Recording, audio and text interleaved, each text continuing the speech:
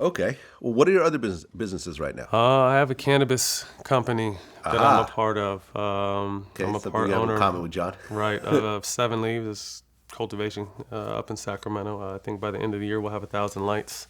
So we're making moves with that, and then I'm also launching my own brand outside of that called Swish. So we'll be doing a health and wellness CBD side of Swish, and then a THC side of Swish. So really a big advocate for cannabis and the benefits it has on not only athletes but everybody in general. Gilbert Arenas is in that. Yeah, I think a lot. I mean, a lot of guys are Is in in the that game space. too. A lot of It's people. Yeah.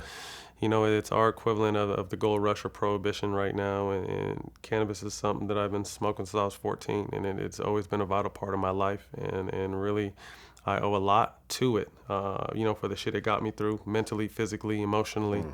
So post career, I really want to be a part of something that helps change the regulations in sports. So I'm working with UCLA on a cannabis research program. So players could legally smoke. Yeah, Which right now they technically can. they should be able to, They right? should be able If to. you're I mean, a California, if if you're a Laker, why would you not be able to smoke weed? Like, I just think it's bigger because it's not legal everywhere. But I think obviously these leagues are listening, and the fact that they'll pump us full of any opioid to get us back on the court, field, or baseball diamond is crazy. But then want to fine us and suspend us for smoking weed. So. Yeah. It's a situation that it is very outdated. I think it's the stigma that comes with cannabis that the high people aren't functioning people and they're losers, and it leads to other drugs. There's all kinds of bullshit ass stigmas that come with the drug. But I want to continue, and I don't even like to call it a drug. I call it medicine. I want to continue to help raise awareness and remove the stigma and remove the word high from it, and explain the educational, the beneficial side. well, you also have the rights to Huey P. Newton. So I was a part of Black that Panther one too. story. Yeah.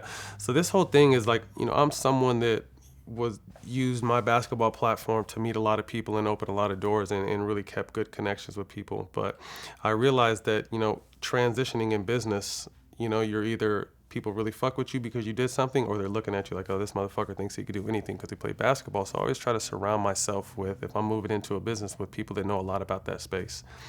So I had teamed up with a group of guys that had the rights, and that it was a guy and his college roommate had wrote the script and was really excited. But then once we got to reading the script and seeing it, it wasn't really up to standards. And to me, like, I'm not gonna put no bullshit out because it's gonna be my name that's gonna attach to it. And you don't want to fumble Right. a Especially a Black Panther story.